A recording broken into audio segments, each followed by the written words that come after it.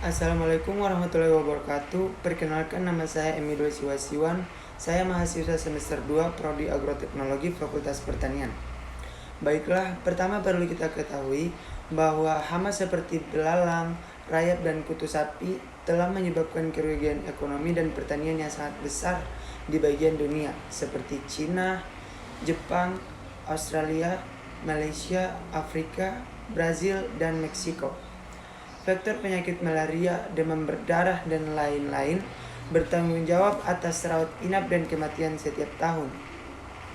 Untuk membasmi hama dan faktor tersebut, insektisida kimia telah banyak digunakan sebagai solusinya. Namun, penerapan insektisida kimia telah menyebabkan kontaminasi air tanah, dan efek merugikan pada musuh alami hama. Pada ulasan ini akan dievaluasi interaksi antara dua jamur dari genus Metarhizium, yaitu M. anisopliae dan M. acrecidum, serta serangga inangnya.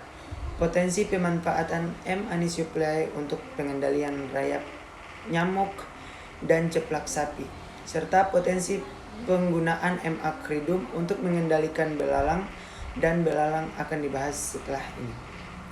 2. Cara infeksi Metarhizium spp dengan host mereka. Dengan host mereka, cara umum infeksi Metarhizium spp terdiri dari 6 tahap, yaitu sebagai berikut. Yang pertama, adesi. Untuk M. anisopliae, tahap adesi adalah tahap yang penting untuk berhasil menginfeksi inang conidia yang merupakan sporal aseksual Metarhizium spp melekat pada epikutikle lilin dari inangnya melalui kombinasi gaya hidrofobik pasif, gaya ekstrasotik, dan interaksi protein antara conidia dan epitukale. Lapisan luar sel pada conidia juga dikenal sebagai rodlet, mengandung hidrofobin yang merupakan protein yang memfasilitasi adesi conidia ke epitikel hidrofobik. 2. Perkecambahan. Setelah adesi conidia ke cuticula inang, perkecambahan conidia pada M. anisopliae dimulai dengan adanya sumber karbon dan nitrogen oksigen, di mana yang terakhir lebih disukai digunakan.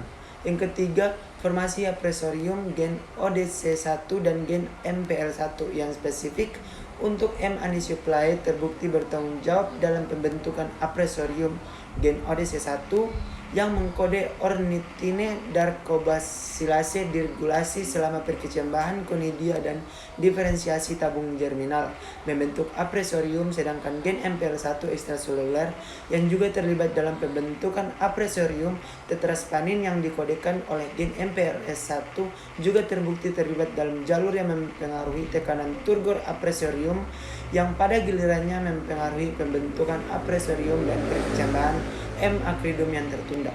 4. Penetrasi. Tahap penetrasi dalam M. anisopliae melibatkan sekresi protein seperti subtilins, tripins, comitripins, dan karboksidase yang mencerna protikula yang kaya protein dan arthropoda. 5. Kolonisasi hemolipid di M. anisopliae Destrisin utama A dan E lebih bersifat insektisida disintesis untuk menekan respon imun seluler dan humoral pada inang. Ini dilakukan dengan mengaktifkan M. anisopliae spora yang diekspulasi oleh homeosit inang untuk melarikan diri. Yang keenam, ekstrusi dan soprulasi.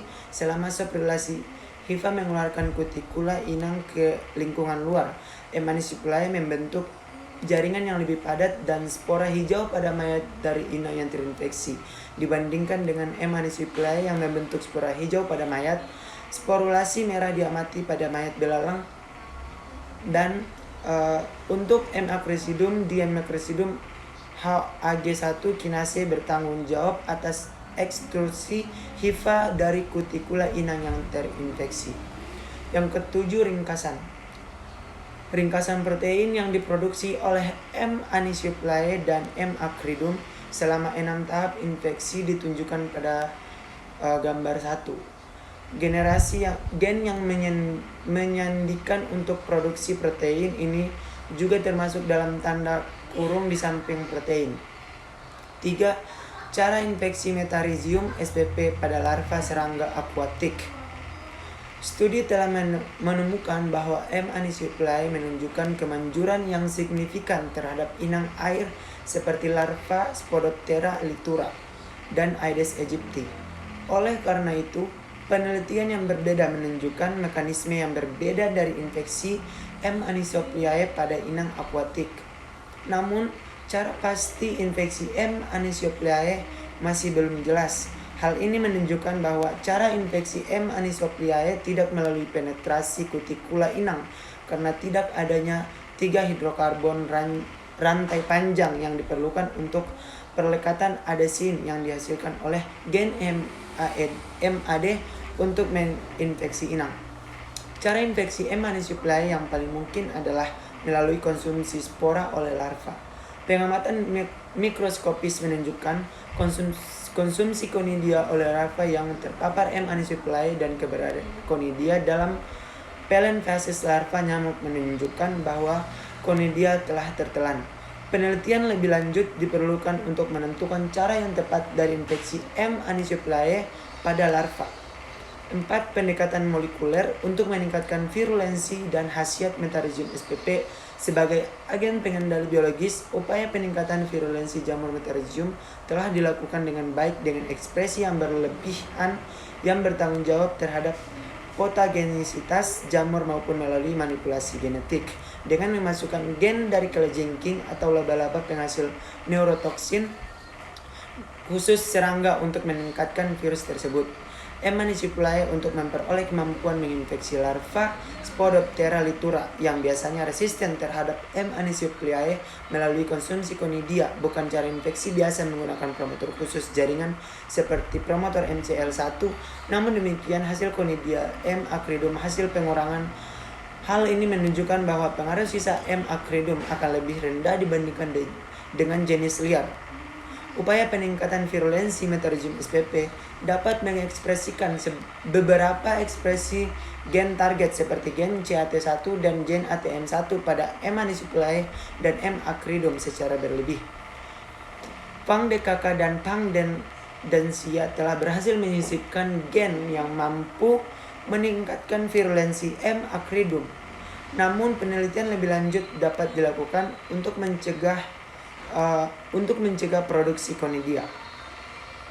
Studi selanjutnya juga harus dilakukan tentang dampak jamur transgenik terhadap lingkungan dan organisme non-target.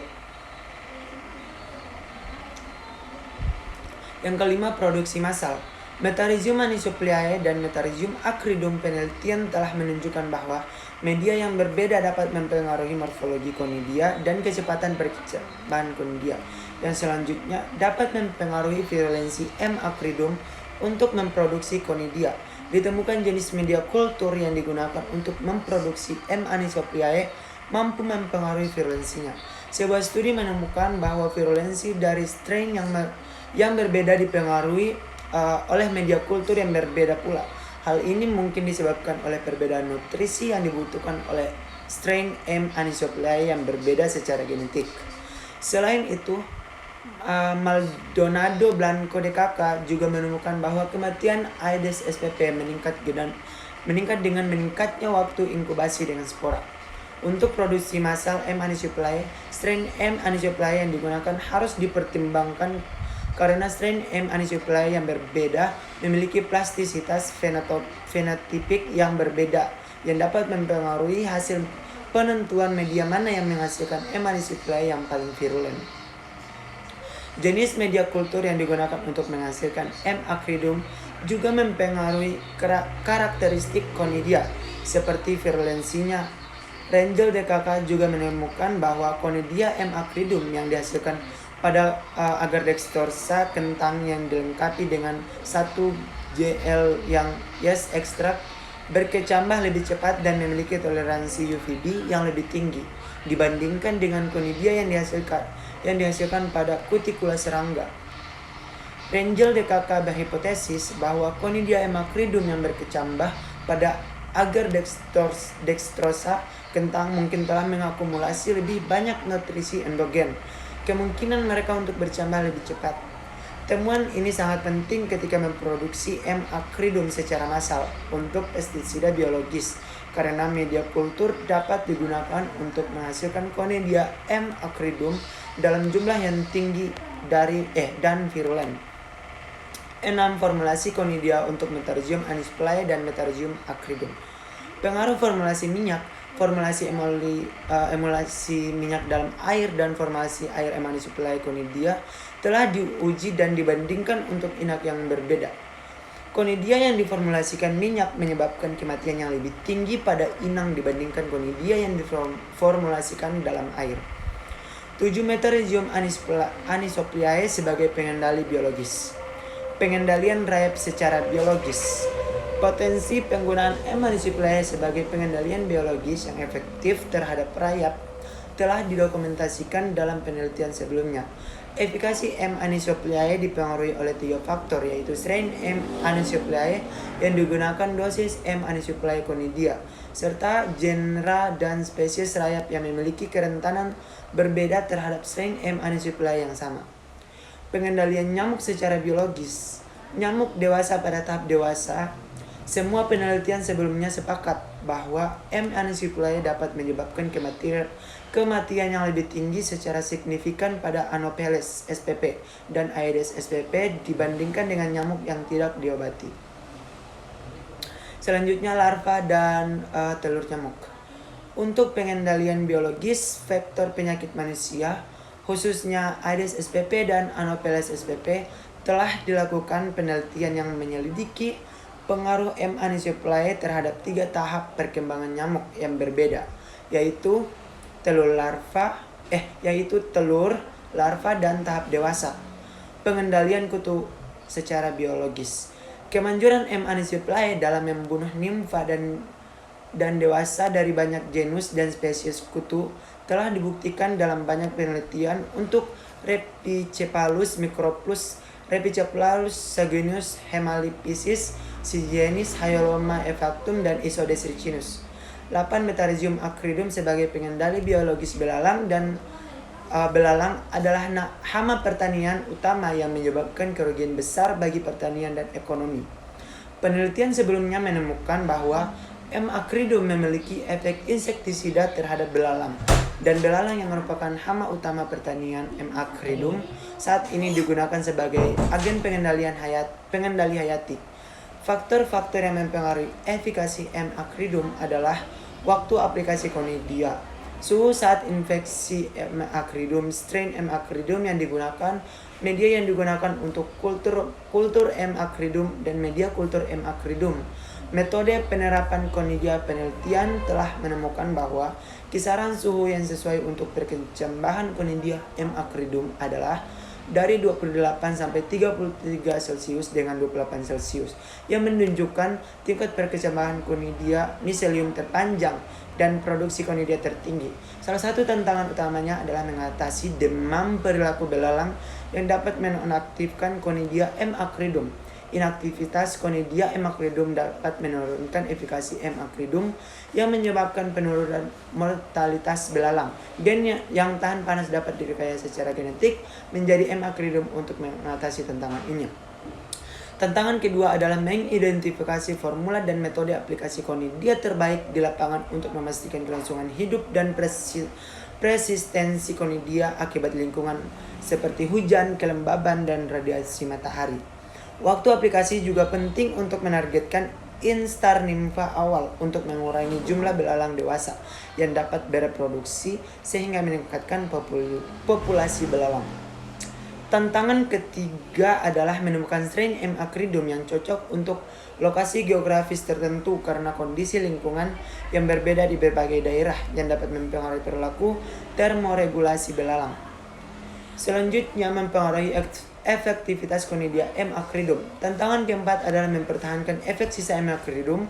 Untuk mempertahankan efek sisa, cara pasti dari belalang yang terinfeksi di lapangan harus dipahami terlebih dahulu. Atimine DKK mengemukakan bahwa 3 mode belalang yang terinfeksi oleh Conidia adalah melalui kontak langsung dengan Conidia M. acridum, pengambilan Conidia sekunder dari vegetasi yang dirawat, dan transmisi horizontal dari mayat yang terinfeksi Conidia. Baik, itulah sekian presentasi dari saya.